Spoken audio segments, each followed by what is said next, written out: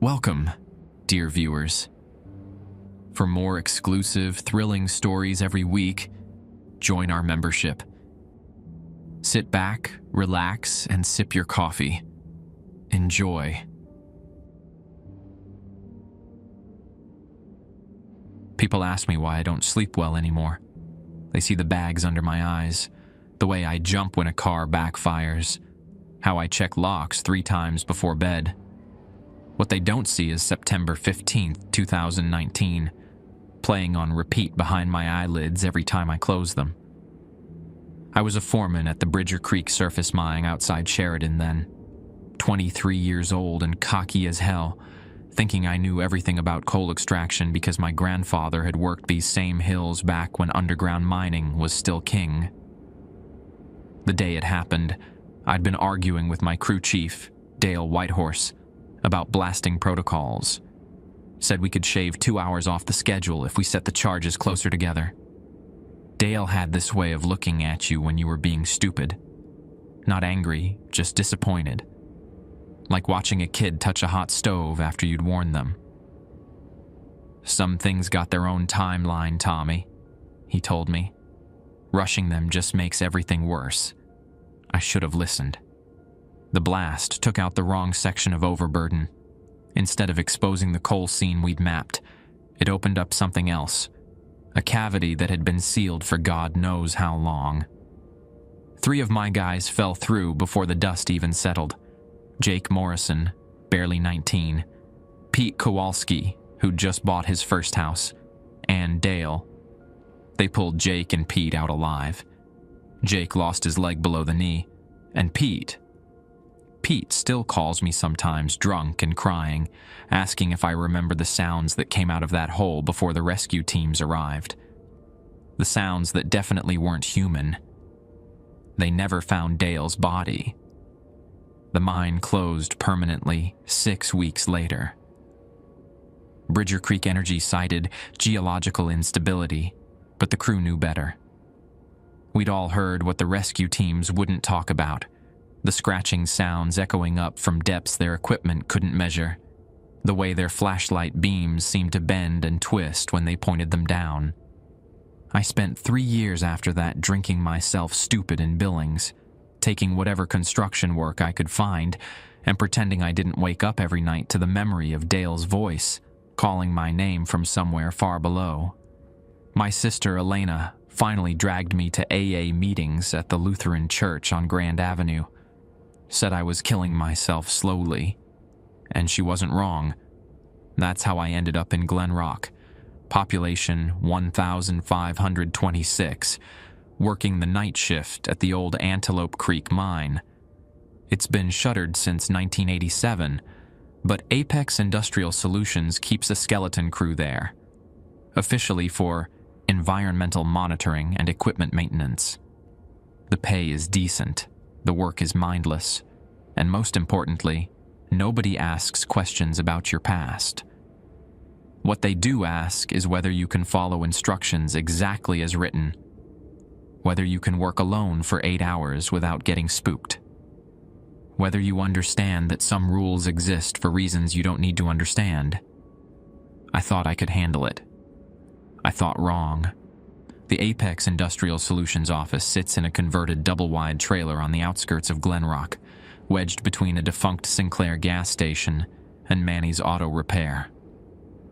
When I walked in that October morning, the receptionist, a middle-aged woman with graying hair pulled back in a practical bun, looked up from her computer screen with the expression of someone who'd seen plenty of desperate men walk through that door. "You hear about the night position?"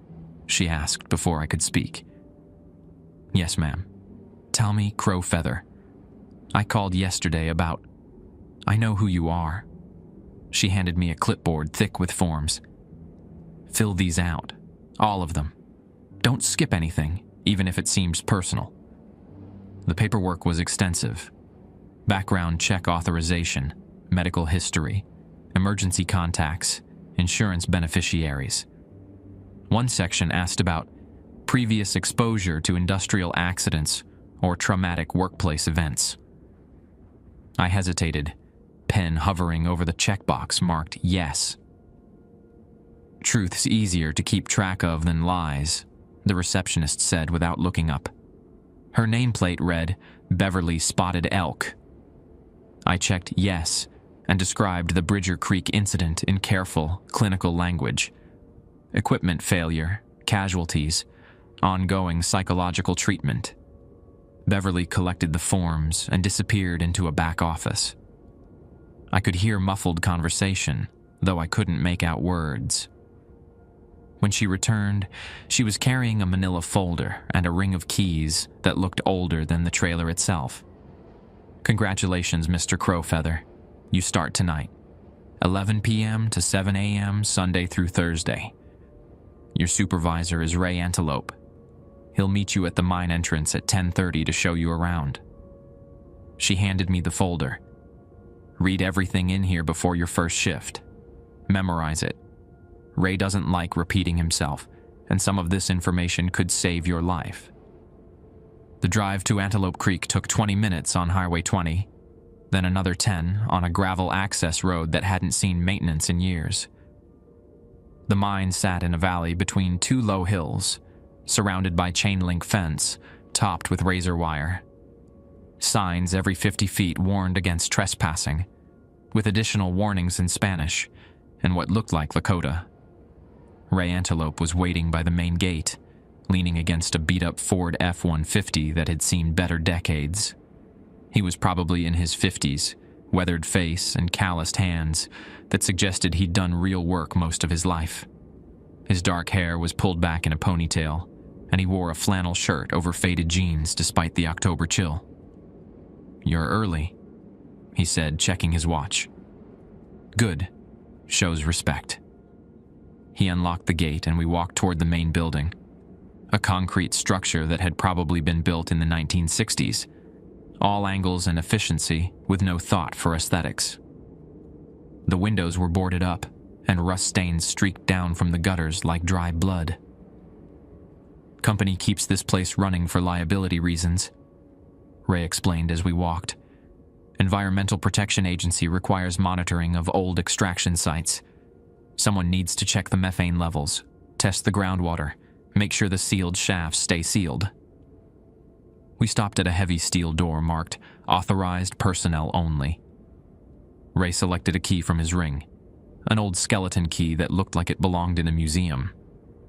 "Your job is simple. Walk the perimeter every 2 hours, check the monitoring stations, record the readings, radio in your status every hour on the hour. Most importantly, follow the rules in that folder Beverly gave you." The door opened into a small office with a desk, filing cabinets, and a bank of monitoring equipment that hummed quietly in the corner. A large map of the mine complex covered one wall, with red X's marking sealed entrances and yellow dots indicating sensor locations. Ray pointed to a thermos on the desk. "Coffee's already made. Should last you through the night. There's a microwave if you bring food, but the refrigerator doesn't work anymore." He pulled out a heavy flashlight and a two-way radio, both looking military surplus. "Flashlight's got fresh batteries. Radio's channel 7. I monitor from home most nights, but sometimes I drive by to check on things." "How long has the mine been closed?" I asked. "Officially? 38 years, but there have been caretakers here the whole time. Some last longer than others." Ray's expression grew serious. "The last guy quit without notice, just left his keys on the desk and drove away, didn't even collect his final paycheck." He showed me the perimeter route, a path that wound around the main complex, past 3 sealed shaft entrances and a cluster of storage buildings. The entire circuit took about 40 minutes at a steady pace. "Stay on the path," Ray emphasized. "Don't go near the old equipment yards after midnight. Don't approach Shaft 7, even if you hear sounds coming from it. And whatever you do, don't respond to anyone calling your name unless you can see who's speaking." That last rule made my stomach tighten. "What kind of sounds?" "The kind that make you think someone needs help." Ray looked directly at me. "They don't." He handed me the keys and headed for his truck. "Read those rules tonight. All of them. Beverly wasn't exaggerating. They could save your life. As his taillights disappeared down the access road, I stood alone in the Wyoming darkness, listening to wind move through the abandoned structures. The folder in my hands felt heavier than it should have, and I found myself thinking about Dale Whitehorse's voice calling my name from that hole in Sheridan. Some things have their own timeline, he'd said. I was beginning to understand what he meant. Back inside the office, I settled into the worn desk chair and opened Beverly's folder. The first page was typed on an old typewriter, the kind that left slightly raised letters on thick paper. At the top, someone had handwritten, "Night Shift Protocols, Antelope Creek Facility," in careful block letters. Rule 1. Complete perimeter walk every 2 hours, starting at midnight. Follow the marked path exactly. Do not deviate for any reason. Rule 2. Radio check-in every hour on the hour using the phrase, "Night Eagle, all stations clear." Wait for confirmation before proceeding with duties. Rule 3. If you encounter another person on the grounds between 11 p.m. and 5 a.m., do not engage in conversation. Return to the office immediately and radio for instructions. Rule 4. Should you hear your name called, verify the source visually before responding.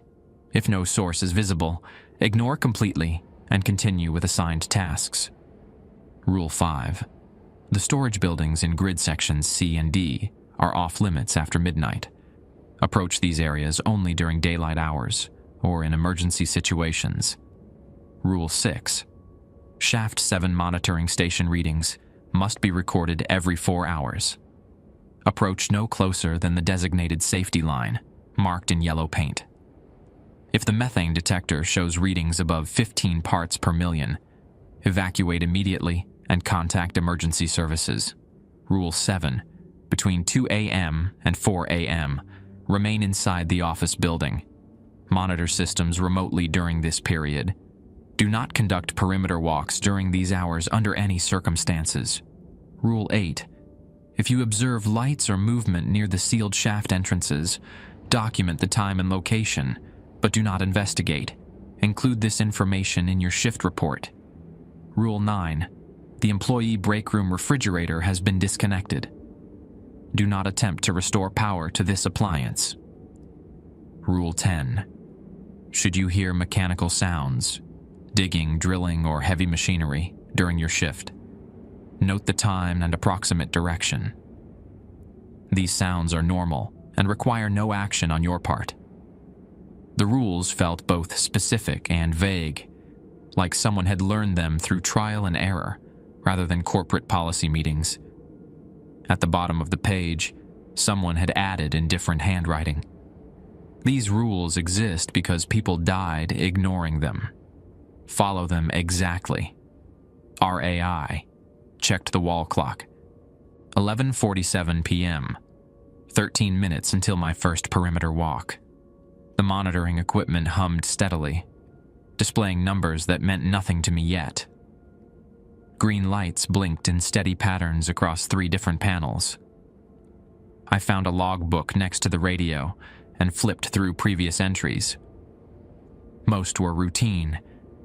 Temperature readings, methane levels, equipment status. But scattered throughout were oddities that made me pause. October 3rd, 2:30 a.m. Heard digging sounds from northeast quadrant. Duration approximately 20 minutes. No visual confirmation possible due to Rule 7 restrictions. September 28th, 4:15 a.m. Movement observed near Shaft 2. Appeared to be single individual, but too distant for positive identification. Logged per Rule 8th, September 15th, 1:45 a.m. Radio malfunctioned during check-in. Heard voice on channel claiming to be base station, but voice pattern didn't match Ray's. Ignored per Rule 4 guidelines. September 15th. The same date as the Bridger Creek accident. I wondered if that was coincidence or if something about that particular day attracted trouble. At midnight exactly, I grabbed the flashlight and radio, locked the office door behind me, and started my first walk. I looked at the display.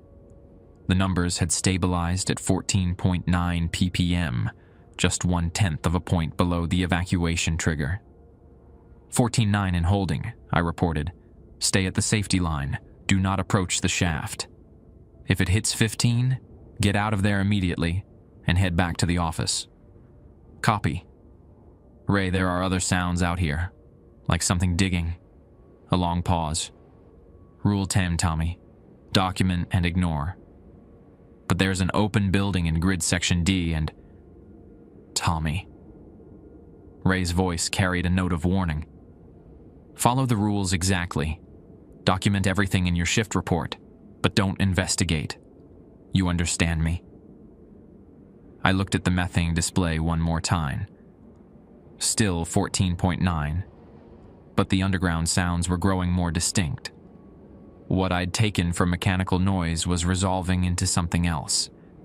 Something that sounded almost like voices, lots of them, speaking in unison far below. I understand, I told the radio, though I wasn't sure I did. The walk back to the office took 25 minutes, and I spent every one of them fighting the urge to look over my shoulder. The sounds followed me part way, then faded as I reached the main building. By the time I locked the door behind me, the night had returned to its previous quiet. I documented everything in the logbook: the forced building door, the methane spike, the underground sounds. But writing it down didn't make it feel any less real, any less like standing at the edge of that hole in Sheridan 3 years ago. Some things have their own timeline, Dale had said. I was starting to think my timeline had led me right back to the edge. The hour between 1 and 2 a.m. passed quietly. I monitored the equipment panels, recording readings that seemed routine after the earlier excitement. Methane levels across all sensors had stabilized. The underground sounds had stopped completely. Even the October wind had died down, leaving the facility wrapped in stillness that felt heavy rather than peaceful. At 1:47 a.m., I started my second radio check-in. Night Eagle, all stations clear. I spoke into the handset. Static answered me. I waited 30 seconds and tried again. Night Eagle, all stations clear. More static, but this time I caught something underneath, a voice so faint I couldn't make out words. It might have been Ray responding from home, or it might have been interference from a truck on the interstate 20 miles away. Ray, are you there? This is Tommy with hourly checking. The static cleared suddenly, and a voice came through with perfect clarity. Copy that, Tommy. All quiet on this end. How are things at your location? Something about the response bothered me. Ray had answered my call earlier with, copy that, Tommy. But his speech pattern had been different, more casual, with the slight pause he used when thinking through his words. This voice sounded crisp, professional, like a dispatcher or radio operator. I checked the logbook entries I'd read earlier. September 15th, the previous night shift worker had noted a similar issue with voice patterns not matching Ray's during radio calls. Things are good here, I said carefully. Completed first perimeter walk. All readings normal. Excellent. Continue with regular protocols. The radio went quiet. I sat staring at it for several minutes, replaying the conversation. The voice had been clear, but there was something artificial about it. Not robotic exactly, but like someone reading from a script rather than speaking naturally. Rule 4 echoed in my mind. Should you hear your name called, verify the source visually before responding. If no source is visible, ignore completely. Did that apply to radio communications? The rules hadn't specifically addressed that scenario, but the principle seemed relevant. I made a note in the logbook about the unusual radio response and decided to be more cautious with future check-ins. At 2 a.m. exactly, Rule 7 kicked in. I was supposed to remain inside the office building until 4 a.m., monitoring systems remotely. The equipment panels would have to serve as my eyes and ears for the next 2 hours. I settled back in the desk chair and opened the thermos Ray had prepared. The coffee was strong and bitter, with an aftertaste that reminded me of campfires and old tobacco. It warmed me from the inside, pushing back against the chill that had been creeping into the office, despite the building's heating system. 20 minutes later, the phone rang. The sound made me jump so hard I knocked over my coffee cup. I hadn't even noticed there was a phone in the office, an old rotary model sitting on a filing cabinet, the kind with a bell, loud enough to wake the dead. I let it ring 4 times before picking up. Antelope Creek facility. Silence on the other end, but not dead air. I could hear breathing, slow and steady, like someone listening carefully. Hello? I tried again. Tommy. The voice was barely above a whisper, but I recognized it immediately. Dale Whitehorse. My hand started shaking so badly, I nearly dropped the handset. Dale had been dead for 3 years, his body lost somewhere in the depths of Bridger Creek Mine. There was no way he could be calling me. Who is this? I managed. Tommy, you need to listen to me. You're in danger. The voice was perfect. Dale's slight accent. The way he pronounced my name with emphasis on the first syllable. Even the concerned tone he'd used when warning me about safety protocols. This isn't real, I said aloud, though I wasn't sure if I was talking to the caller or trying to convince myself. The things down there, they're not what you think. They're not what the company thinks either. They've been waiting, and now they know you're here. I thought about Rule 4 again. Verify the source visually. There was no way to visually verify a phone call, which meant I should ignore it completely. But this was Dale's voice, and Dale had tried to warn me before. Maybe he was trying to warn me again. What things? I asked. The old stories call them skin takers. They live in deep places, places where the earth has been wounded. Mining operations, especially coal mines, they create perfect conditions, dark, deep, lots of places to hide. My coffee cup had shattered when it hit the floor, and the liquid was seeping into cracks between the concrete tiles. I focused on that detail, trying to anchor myself in something real and immediate. Tommy, are you listening? I'm listening. I can take voices, appearances, memories. They study people, learn to mimic them perfectly. But they make mistakes sometimes. Little things, speech patterns, timing, details that don't quite match. Like the radio call earlier, I thought. The voice that sounded like Ray but felt wrong somehow. How do I know you're real? I asked. The line went quiet for so long, I thought the connection had been lost. Then Dale's voice came back, softer now, sadder. You don't. That's the whole problem, Tommy. Once they start copying people you know, you can't trust anything anymore. Not voices on the radio. Not people you meet on the perimeter. Not even your own memories after a while. The phone went dead. I sat holding the handset until the dial tone became unbearable, then hung up and walked to the window. Through the boards covering the glass, I could see thin lines of light from the security lamps scattered around the facility. Everything looked normal, quiet, exactly as it should at 2:30 a.m. But Dale's words kept echoing. Skin takers. Things that lived in wounded earth, in places that had been dug too deep, disturbed too much. I thought about the Bridger Creek accident. The cavity we'd opened that shouldn't have existed. The sounds the rescue teams wouldn't discuss. The way Dale's voice had called my name from depths their equipment couldn't measure. Had something followed me here? Or had I simply found another place where the same kinds of things lived? At 3 a.m., I tried my regular radio check-in. Night Eagle, all stations clear. Copy that, Tommy. Everything quiet there?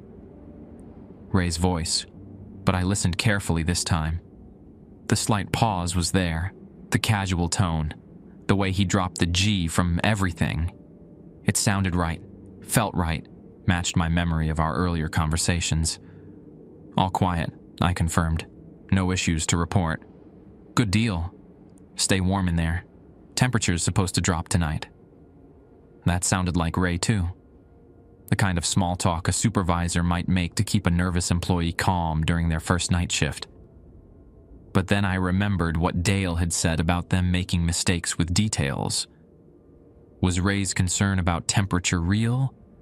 Or was something else testing my responses, learning my patterns? I spent the next hour analyzing every sound the building made around me. The heating system cycling on and off, electrical panels humming, wind finding its way through gaps in the exterior walls. All normal sounds, but after the phone call, everything felt potentially suspect. At 4 a.m., Rule 7 expired. I was free to resume perimeter walks, but the idea of leaving the office's relative safety made my stomach clench. Still, the rules existed for reasons I didn't need to understand, according to Beverly. Following them exactly had kept other night shift workers alive. I gathered my equipment and stepped outside. The facility looked different somehow, though I couldn't immediately identify what had changed. The security lights were all functioning. The buildings stood in their proper places. The paths remained clear and well marked. But something felt off about the proportions, like looking at a photograph that had been slightly stretched or compressed. Distances seemed wrong. The storage buildings appeared closer than they should be, while the sealed shafts felt farther away. I started the perimeter walk anyway, following the reflective markers that glowed in my flashlight beam. The first monitoring station showed normal readings. Shaft 1's concrete cap remained undisturbed, though the scratch marks I'd noticed earlier seemed deeper, more extensive. At the grid section, these storage buildings, the forced door I discovered on my first walk was now closed and padlocked again. The padlock looked identical to the one I'd found twisted apart and lying on the ground. Same manufacturer, same design, even the same serial numbers. But the hasp was intact, the metal showing no signs of damage or stress. I documented the observation in my logbook, though I wasn't sure what to make of it. Had someone come by during my 2-hour confinement to repair the door? Ray hadn't mentioned any other personnel working nights, and the rules specifically warned against encountering other people on the grounds. The path led me past Shaft 2 and Shaft 3, both sealed and quiet. But as I approached Shaft 7, I could see that the methane monitoring display was lit up like a Christmas tree. Red numbers blinked urgently. 18.7 parts per million. Well above the 15 parts per million evacuation threshold. I grabbed my radio. Night Eagle, this is Tommy. Shaft 7 showing 18.7 ppm methane. Evacuating area immediately. Static answered me. I tried again. Night Eagle, emergency at Shaft 7. Methane levels critical. Please respond. More static, then a voice. Copy, Tommy. Readings show normal here. Are you sure about your numbers? The voice sounded like Ray, but something nagged at me. I looked at the display again, still blinking 18.7 ppm in angry red digits. Display shows 18.7, I repeated. Bright red, blinking. That's odd. Remote monitoring shows 12.2, well within normal range. Might be a local sensor malfunction. I stared at the display, trying to process the discrepancy. Either my equipment was malfunctioning, or the remote monitoring system was wrong, or someone was lying to me about what they were seeing. Should I evacuate the area? I asked. Use your judgment, Tommy. If the local sensor shows dangerous levels, follow protocol. Better safe than sorry. That sounded like something Ray would say, but the phone call with Dale had made me question everything. I backed away from Shaft 7, staying well beyond the yellow safety line, and continued the perimeter walk from a distance. As I walked, I couldn't shake the feeling that something was watching me from the sealed shaft entrance. Something that had learned to mimic voices and repair broken locks, and manipulate monitoring equipment to suit its purposes.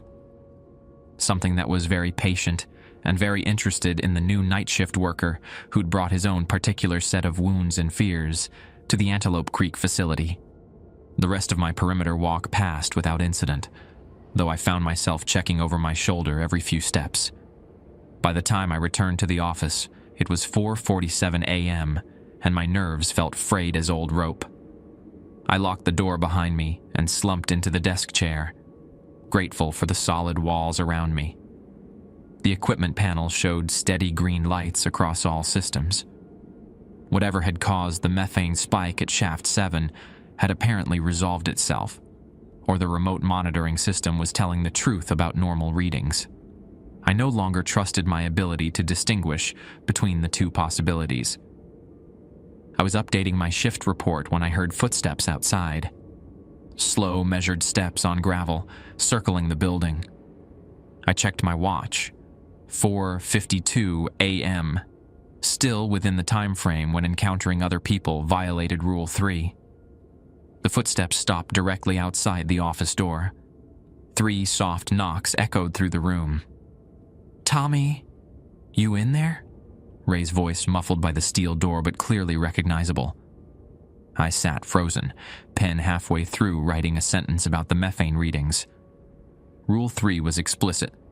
If you encounter another person between 11 p.m. and 5 a.m., return to the office immediately and radio for instructions. But I was already in the office, and the person outside claimed to be my supervisor. "Tell me it's Ray.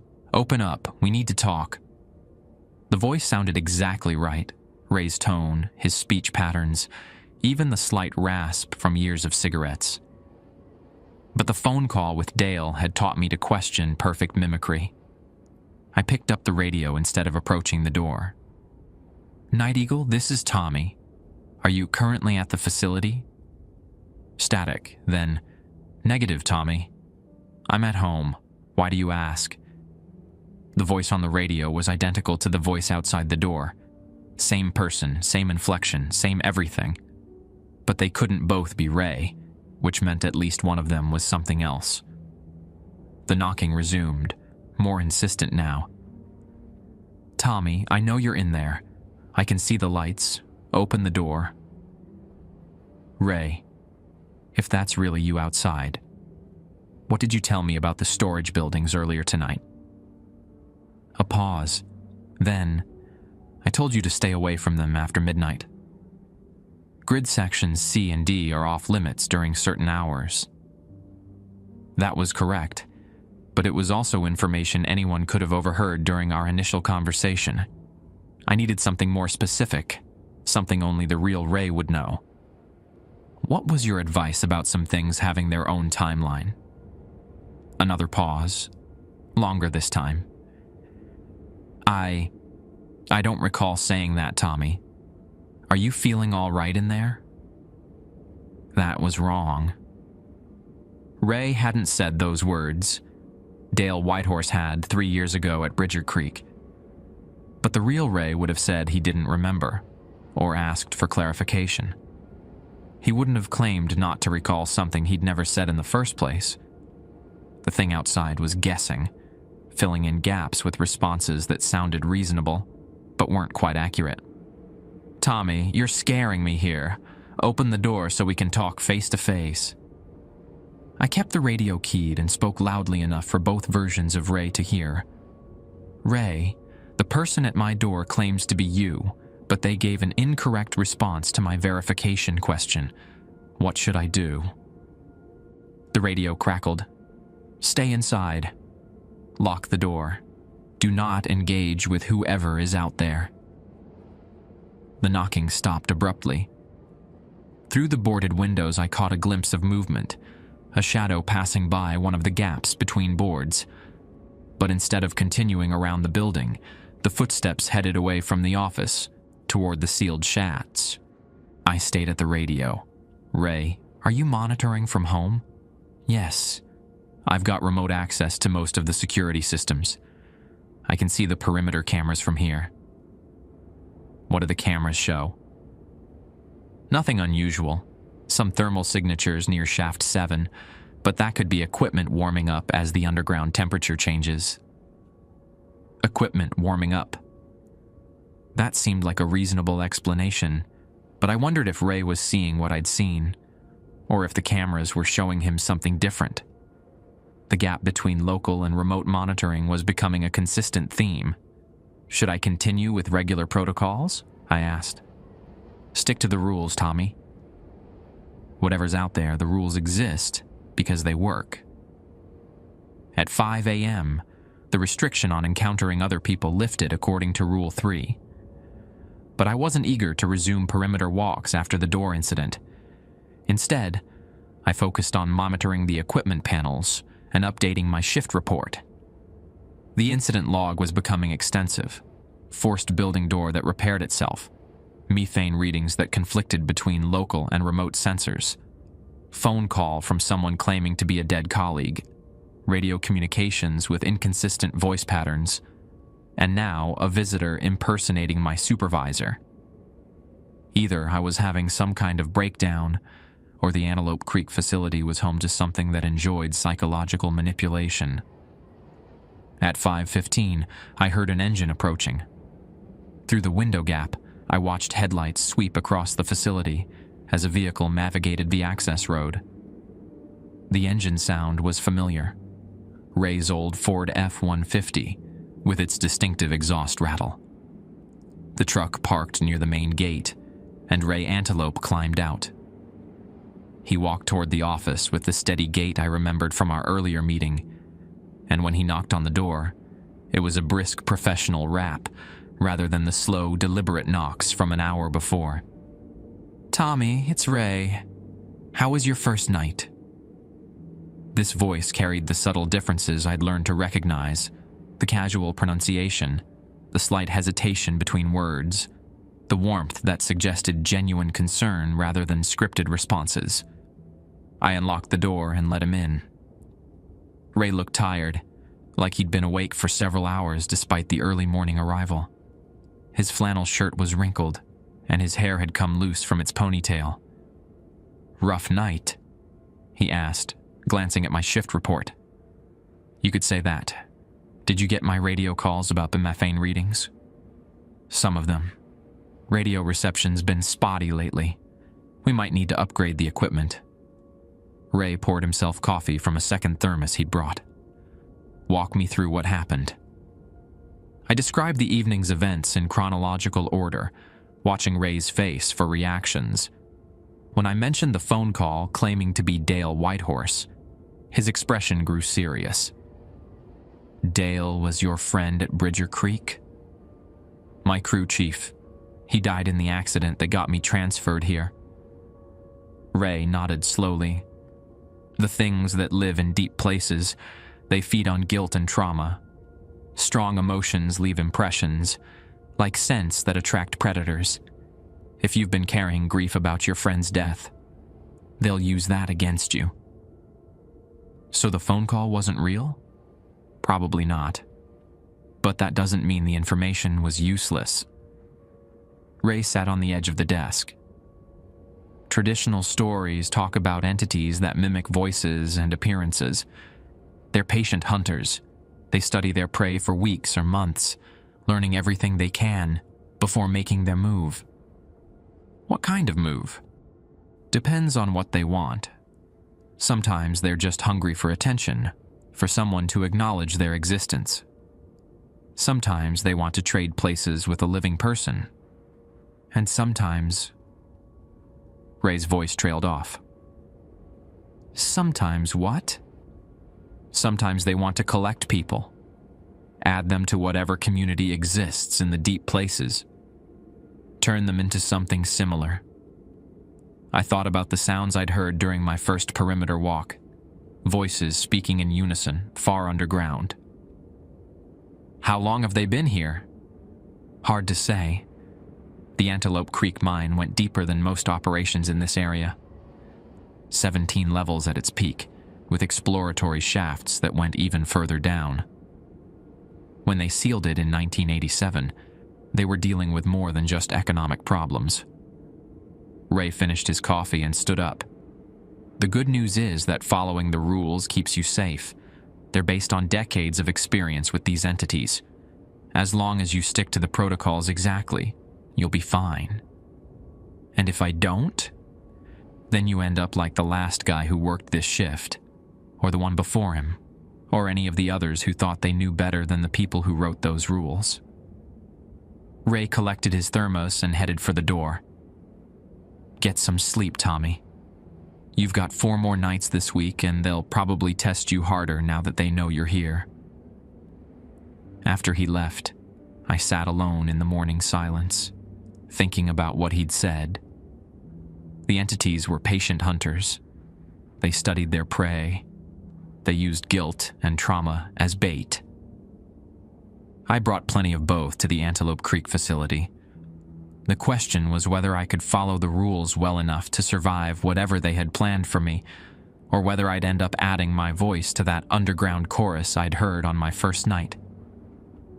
Some things have their own timeline, Dale had said 3 years ago. I was beginning to understand that my timeline might be running out faster than I'd realized. I drove back to my apartment in downtown Glen Rock as the sun climbed over the Laramie Mountains, painting the October sky in shades of amber and rust. My studio rental sat above Murphy's hardware store on Birch Street. Nothing fancy, but it had thick walls and a door that locked properly. After the night I'd had, those features felt more important than square footage or kitchen amenities. Sleep didn't come easily.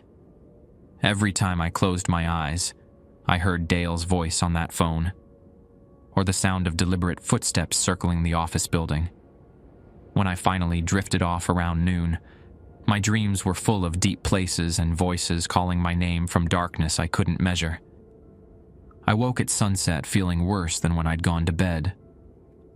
The shower helped somewhat, as did the burger and fries I grabbed at Donna's Diner on 2nd Street. But as I drove back toward Antelope Creek for my second night shift, anxiety sat in my chest like a stone. Ray was waiting at the main gate again, leaning against his truck with a thermos of coffee and what looked like a manila envelope. "How'd you sleep?" he asked as I parked beside him. Like someone who spent 8 hours wondering if every sound was real. Ray nodded with understanding. "It gets easier. Your mind learns to filter out the noise after a few weeks." He handed me the envelope. Additional protocols. Things I should have given you on your first night. But I wanted to see how you handled the basic rules first. Inside were 3 typed pages, same format as the original rules, but with different handwriting in the margins. These annotations looked older, like they'd been added by multiple people over several years. Supplemental protocols. Night shift. Rule 11. If you hear children crying or calling for help anywhere on the facility grounds, do not investigate. Children should not be present at this location under any circumstances. Note in margin, they sound real. They sound hurt. Don't listen. MK 1994. Rule 12.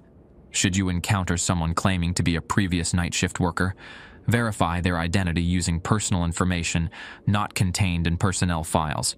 Do not trust identification cards or uniforms. Note in margin, Jake Morrison worked here 2018 to 2019. If you see him, run. He's been gone for 3 years. RA. Rule 13. Between the hours of 1 a.m. and 3 a.m., monitor the facility's main phone line. If it rings more than 3 times without stopping, disconnect the line at the junction box located behind the office building. Note in margin, after the 3rd ring, it's not a phone call anymore. DS. 1998. Rule 14. Do not attempt to communicate with entities through writing, gestures, or any means other than direct speech. They interpret written communication as invitation or agreement. Note in margin. This includes notes, symbols, or marks left for you to find. Ignore them completely. RA, Rule 15. If you observe your own vehicle in the parking area while you are inside the office building, do not approach it. Radio for immediate evacuation. Note in margin. Saw my own truck 3 times before I figured out what it meant. Still not sure how I got home those nights. Anonymous. I read through the supplemental rules twice, noting how they addressed increasingly specific and disturbing scenarios. Someone had learned these lessons through experience, probably multiple people over many years. These are all based on actual incidents? I asked. Every single one. The margins tell you what happened to the people who learned these rules the hard way. Ray looked tired. Some of them are still working here in a sense. Others, he gestured toward the sealed shafts. We walked to the office together. Ray unlocked the door and performed a quick inspection of the equipment panels while I prepared my gear for the night ahead. One more thing, Ray said as he prepared to leave. The entities you're dealing with here, they're not malicious in the way humans understand malice. They're following their own nature, like predators hunting prey. They don't hate you personally, but they will use every advantage they can find, including my memories of Dale, especially those. Guilt makes people predictable. It makes them want to believe things that feel like redemption or closure. Ray paused at the door. Dale Whitehorse died in an industrial accident. Whatever called you last night might have sounded like him, but it wasn't him. Don't let them use your grief as a weapon. After Ray left, I settled into what was becoming a familiar routine. Equipment check, logbook review, thermos preparation. The monitoring panels hummed their steady rhythm, all readings normal. Outside, October wind moved through the abandoned structures with a sound that might have been singing if you weren't listening carefully. At midnight, I began my first perimeter walk of the second night. The path felt different somehow. Not physically changed, but charged with potential energy like the air before a thunderstorm. My flashlight beam seemed dimmer despite fresh batteries, and the reflective markers that guided my route appeared to flicker when I wasn't looking directly at them. The first monitoring station showed normal methane levels. Shaft 1's concrete cap remained sealed and undisturbed. But as I approached the grid section storage buildings, I noticed something that made me stop. A child was sitting on the steps of Building C. A little girl, maybe 7 or 8 years old, wearing a faded blue dress and no shoes despite the October cold. She had long, dark hair that hung over her face, and she was crying quietly. The kind of heartbroken sobbing that makes adults drop everything to help. Rule 11 blazed in my memory. If you hear children crying or calling for help anywhere on the facility grounds, do not investigate. Children should not be present at this location under any circumstances. But seeing her sitting there, alone and afraid in the middle of a Wyoming night, every instinct I had screamed at me to help. She was so small, so obviously in distress. "Mister?" she called without looking up. "Mister, I'm lost. I can't find my mommy." Her voice carried perfectly across the distance between us, clear and sweet despite her tears. It was the voice of a child in genuine need, and ignoring it felt like the cruelest thing I'd ever done. I forced myself to continue walking, following the perimeter path around the storage buildings rather than approaching her directly. But as I moved, she kept talking. "Please, mister, it's cold out here. I've been waiting so long for someone to help me." I looked over my shoulder. She was standing now, one small hand extended toward me. Her face was still hidden by her hair, but something about her posture suggested hope mixed with desperation. My mommy said someone would come. She said the nice man with the flashlight would take me home. That stopped me cold. How could she know about the flashlight? How could her mother have known I'd be here? "Mister, please, just look at me. I won't hurt you." Rule 11 said children should not be present at the facility under any circumstances, which meant this wasn't really a child, or it was a child that had been taken and changed into something else, or it was something that had never been human at all. I keyed my radio. "Night Eagle, this is Tommy. I have a situation at Grid Section C." Static answered me. I tried again. "Night Eagle, requesting guidance on Rule 11 implementation." More static. The radio was working. I could hear the carrier wave, but no one was responding. Either Ray wasn't monitoring tonight, or something was interfering with communications. "Mister, why won't you look at me?" I turned my flashlight beam toward the child. She was still standing on the steps, but her posture had changed. Instead of the dejected slump of a lost child, she stood perfectly straight, perfectly still. Her extended hand remained frozen in place, like a statue's gesture, and I realized I couldn't see her shadow. My flashlight was pointing directly at her, bright enough to illuminate details of her dress and the concrete steps beneath her feet. But she cast no shadow on the wall behind her, no distortion of light that would indicate a physical presence. "Look at my face, mister. Please look at my face." There was something different about her voice now. Still a child's voice, but with an undertone that reminded me of the underground sounds I'd heard on my first night. Multiple voices speaking in unison, creating harmony that shouldn't have been possible from a single throat. I started walking again, faster this time. The child followed along the fence line as I continued my perimeter route, always staying exactly the same distance away, always maintaining that unnaturally perfect posture. "You can't ignore me forever, mister. Eventually, you'll have to look." She was right, and that terrified me. Rule 11 said not to investigate children on the grounds, but it didn't address what to do if they followed you. How long could I complete my duties while pretending not to see something that was obviously present? At Shaft 2, I checked the monitoring station. Normal readings, but as I recorded the numbers, I caught movement in my peripheral vision. The child had moved closer, now standing just beyond the yellow safety markers that surrounded the sealed entrance. "This is where my friends live," she said conversationally. "Deep down where it's always dark. They've been waiting for so long to play with someone new." I finished recording the readings and continued walking. Shaft 3 was clear, but at Shaft 7, the methane monitors were acting up again.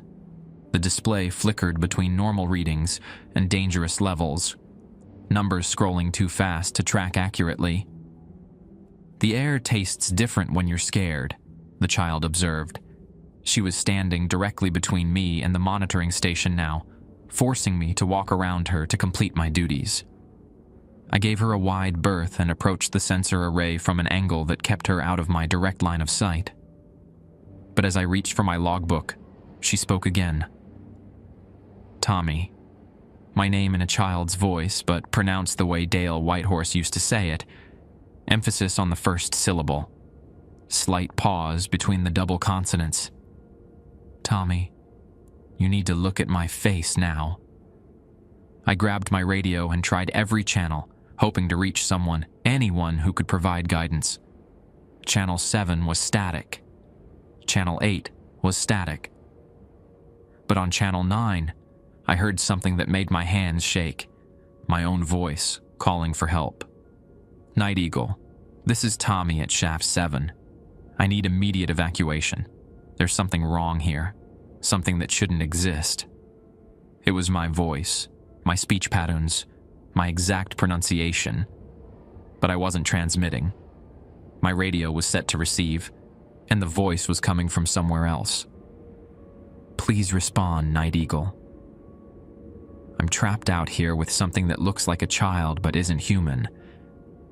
It won't stop following me. The transmission continued for several minutes, describing events that were happening to me in real time, but from a perspective I wasn't broadcasting. Somewhere else in the facility, something was mimicking my voice and reporting my situation to an empty radio frequency. The child laughed, a sound like bells mixed with the scraping of metal on stone. Now you're learning, she said. We practice your voices when you're not listening. We get better every time. I finished at Shaft 7 and headed back toward the office, walking as fast as I could without running. The child kept pace effortlessly, sometimes appearing ahead of me on the path, sometimes trailing behind, but always maintaining that same impossible posture and shadowless presence. At the office door, I fumbled with my keys while she stood 10 feet away, watching with her face still hidden behind dark hair. See you tomorrow night, Tommy, she said as I got the lock open. And the night after that, and the night after that. I slammed the door behind me and engaged both locks. Through the boarded windows, I could see her small figure outlined against the security lights, standing motionless in the parking area. She remained there for the rest of my shift, never moving, never changing position. At 7 a.m. when Ray arrived, she was gone. But when I looked at my logbook to write the incident report, I found new writing in the margins, childish handwriting in crayon that shouldn't have existed. Tommy looked at me tonight. He'll look again tomorrow. And tomorrow, I'll show him my face. I hadn't looked at her. I'd been careful to avoid direct eye contact the entire time. But something had convinced her otherwise, which meant the rules I was following weren't the only rules in play at the Antelope Creek facility. Ray knocked on the door. How was night 2? I opened the locks and let him in, then handed him the logbook with its new crayon edition. Ray read the margin note and nodded grimly. They're escalating faster than usual. That's not a good sign. What does it mean? It means they've decided you're worth the effort to collect. And once they make that decision... Ray's voice trailed off as he studied the childish handwriting. Once they make that decision... What? Once they make that decision, Tommy, the rules stop being about survival and start being about buying time. The third night, I arrived at the facility to find Ray already there, along with someone I didn't recognize. An elderly Shoshone woman sat in a folding chair beside Ray's truck, braiding sweetgrass with practiced fingers. She wore a heavy wool coat and traditional beadwork that caught the security lights like scattered stars. Tommy, this is my grandmother, Rose Antelope, Ray said as I approached. She knows more about the things that live in deep places than anyone else in Wyoming. Rose looked up from her braiding, studying my face with dark eyes that seemed to see more than I was comfortable sharing. You've been carrying grief for a long time, she said. Not a question. Yes, ma'am. These entities, they feed on old wounds that haven't healed properly, like infection in a cut that keeps getting reopened. She stood, moving with the careful dignity of someone whose joints had earned their stiffness. Ray tells me they're escalating their attention toward you. I nodded, thinking about the child's crayon message in my logbook. Show me your hands, Rose said. I extended both hands, palms up. Rose examined them closely, tracing lines and calluses with one weathered finger. You work with your hands, but you've been pushing paper recently. Used to carry weight, but you've been carrying guilt instead. She looked directly at me. The man who died at your other job, he was important to you. Dale was my crew chief, my friend. I should have listened to his warnings about the blast patterns. And now something wearing his voice calls to you from dark places, offering forgiveness you think you don't deserve. The accuracy of her observation hit me like a physical blow. How did you? Because I've seen this pattern before. Many times. Rose returned to her braiding. These entities study their targets for weeks before making contact. They know exactly which emotional wounds to exploit. Ray unlocked the facility gate. Grandmother wants to perform a cleansing ceremony before your shift, something to strengthen your resistance to their influence. Will it keep them away? No, Rose said simply. But it might help you remember who you really are when they try to convince you otherwise. We walked to the office building together. Rose carried a beaded leather pouch and a bundle of sage that filled the October air with earthy fragrance. Inside the office, she moved around the room in a pattern that seemed both random and purposeful, leaving small piles of herbs at specific locations. This won't last forever, she explained as she worked. The entities will find ways around spiritual protection eventually, but it should buy you some time to figure out what they really want. Don't they want to collect me? That's what Ray said. Rose paused in her preparations. Ray's right, but that's not the whole story. These particular entities have been trapped here since the mine closed.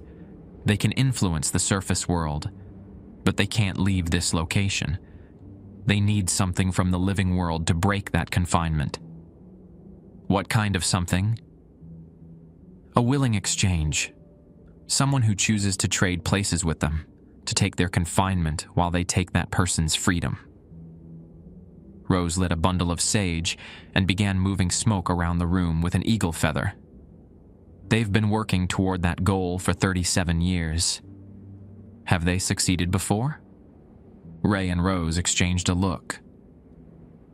3 times, Ray said quietly. The night shift workers who disappeared over the years. We think they made the exchange, but we can't be certain because there's no record of them leaving Wyoming. Their vehicles were found abandoned, their bank accounts untouched, their families left without explanation. And the entities? Hard to tell. If the exchange worked, then 3 of these things are walking around somewhere in human form, living human lives while their victims remain trapped underground.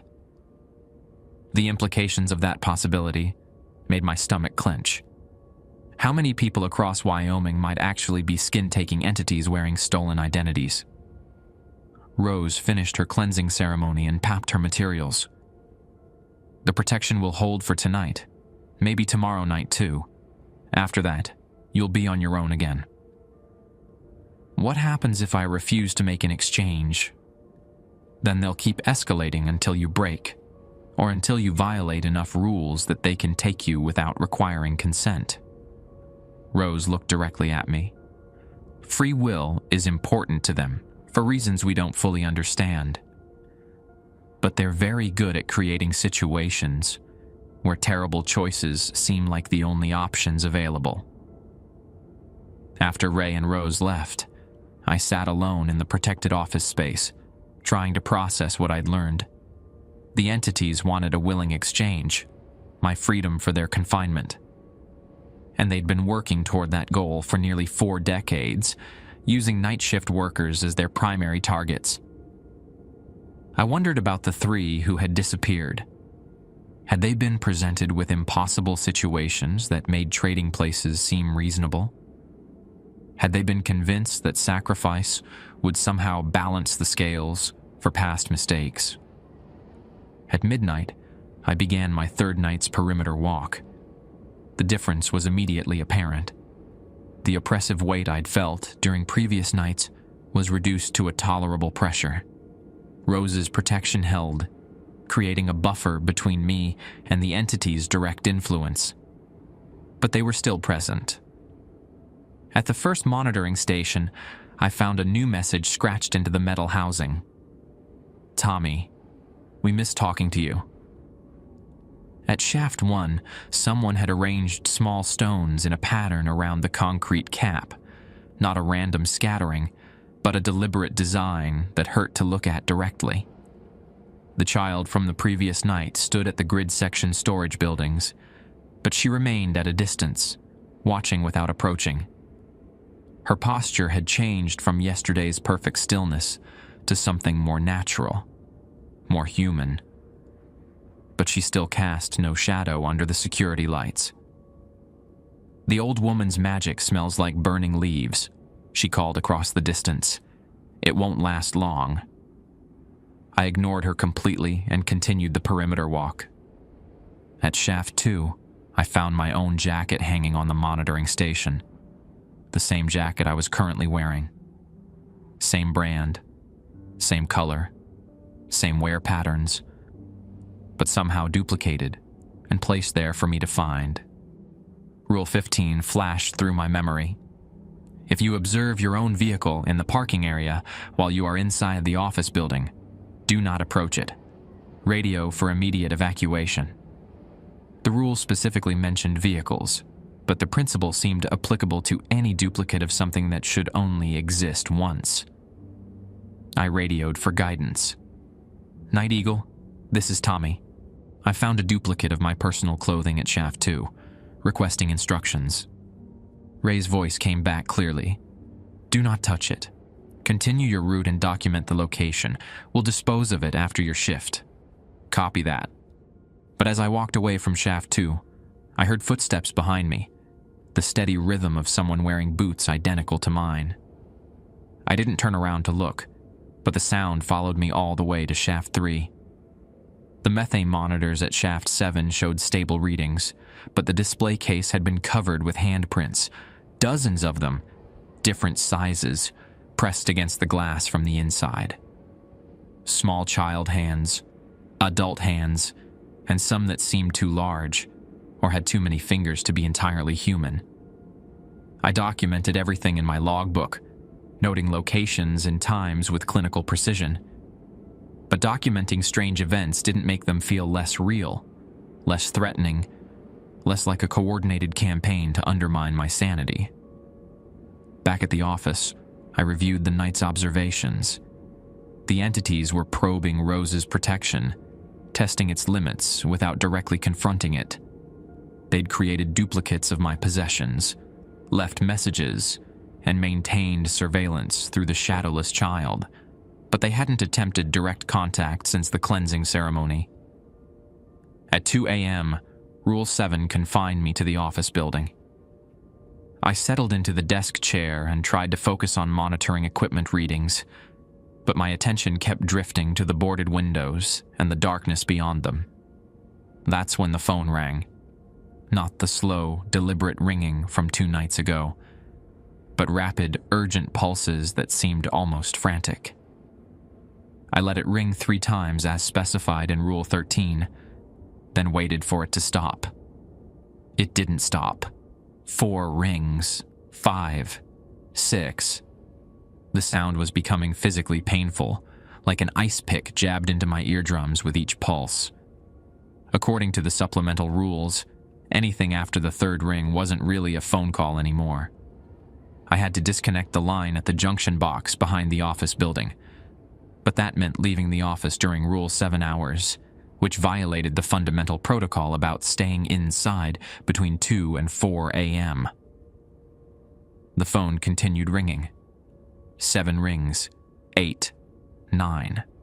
The sound was affecting the monitoring equipment now. Displays flickering, readings jumping randomly, electronic interference spreading through every system in the office.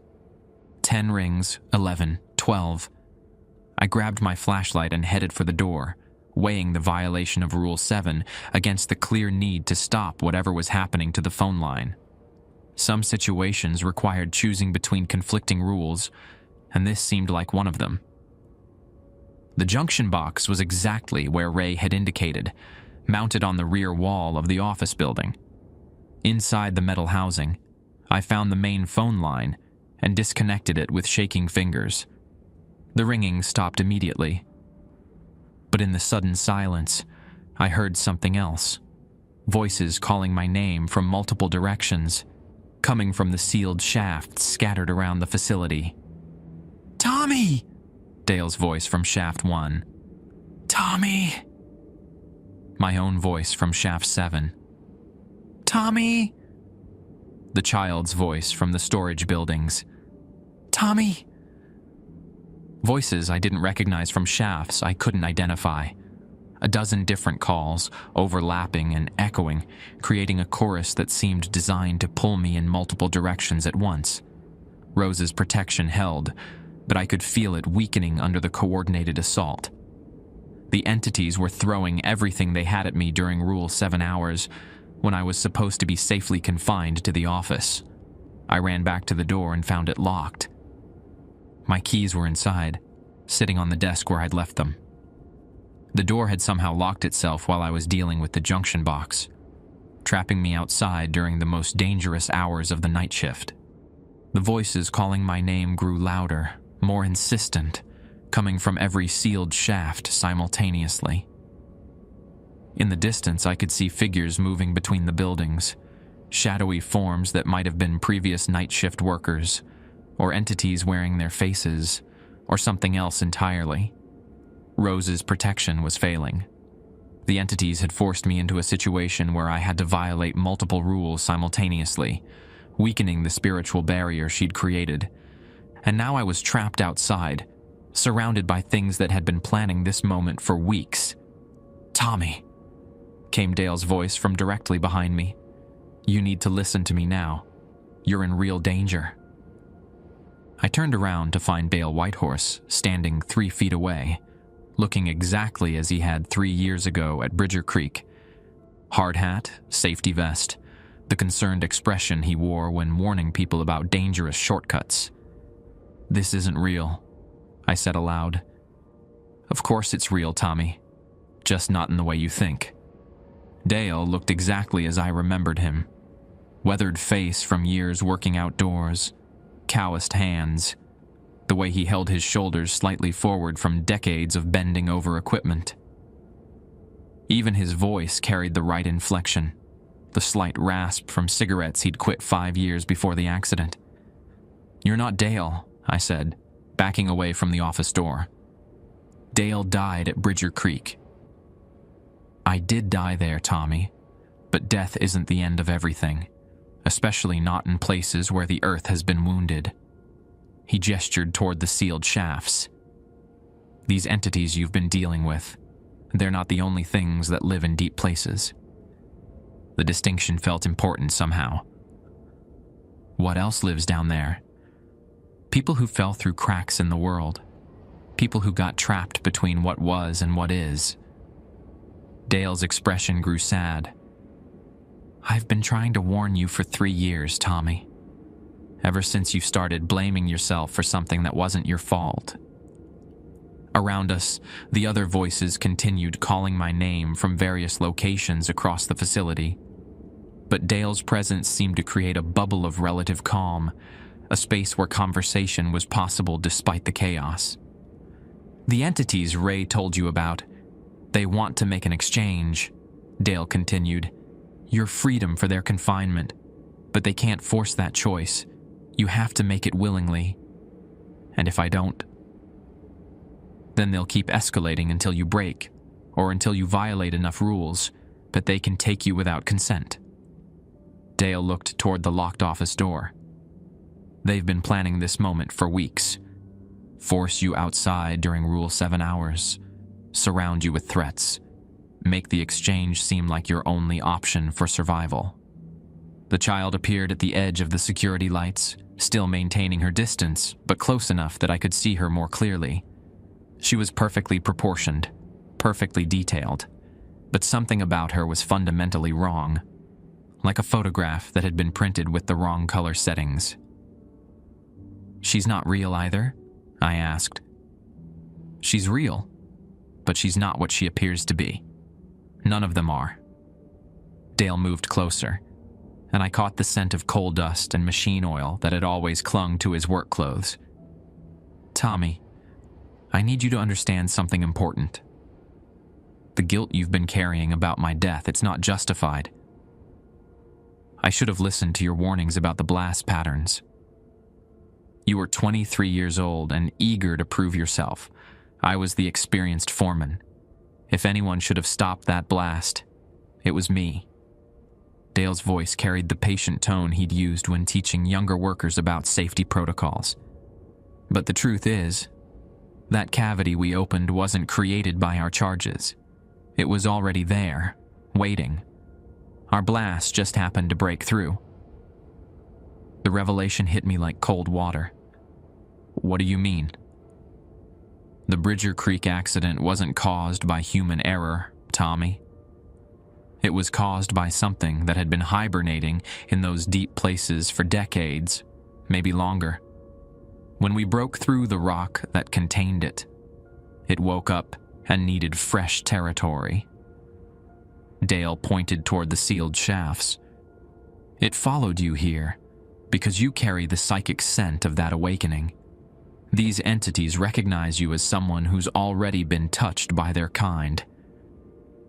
The voices calling my name were getting closer, and I could see figures moving between the buildings, indistinct shapes that might have been human, but walked with gaits that seemed slightly off, slightly wrong. "How do I get out of this?" I asked. I decided to stay inside and monitor remotely until dawn. The equipment panels could provide most of the information I needed to complete my shift report, and the rules didn't specifically require leaving the office between 4 and 7 a.m. At 5:30, my radio crackled to life. "Tommy, this is Ray. I'm getting some unusual readings on the remote monitors. Is everything all right out there?" The voice sounded exactly like Ray, but after the night's events, I wasn't taking any chances. "What kind of readings?" I asked. "Seismic activity around Shaft 7. Small tremors, but consistent, like something moving around down there." That matched what I'd observed during my earlier walks, the underground sounds that suggested large-scale movement in the sealed mine system. "The entities have been more active tonight," I reported. "They forced me outside during Rule 7 hours, but I made it back to the office." "Forced you outside, how?" I described the phone emergency and the mysteriously locked door. Ray listened without interruption, then asked several specific questions about timing and sequence of events. "They're getting desperate," he concluded. "Usually they take months to reach this level of direct confrontation. The fact that they're escalating so quickly suggests they see you as particularly valuable." "Why would I be more valuable than previous night shift workers?" "Because you've already been touched by their kind. The Bridger Creek incident created a psychic connection that makes you easier to influence and harder to replace." Ray's voice carried a note of concern. "Tommy, I need you to be extra careful for the rest of this week. If they can't convince you to make an exchange willingly, they might try to force the issue." "How would they do that?" "By creating a situation where all your choices lead to the same outcome, where every rule violation, every mistake, every moment of weakness brings you closer to their goal." The radio went quiet for a moment, then Ray continued. "Grandmother's protection won't last much longer. After that, you'll be dealing with their full attention with no spiritual buffer. Are you prepared for that?"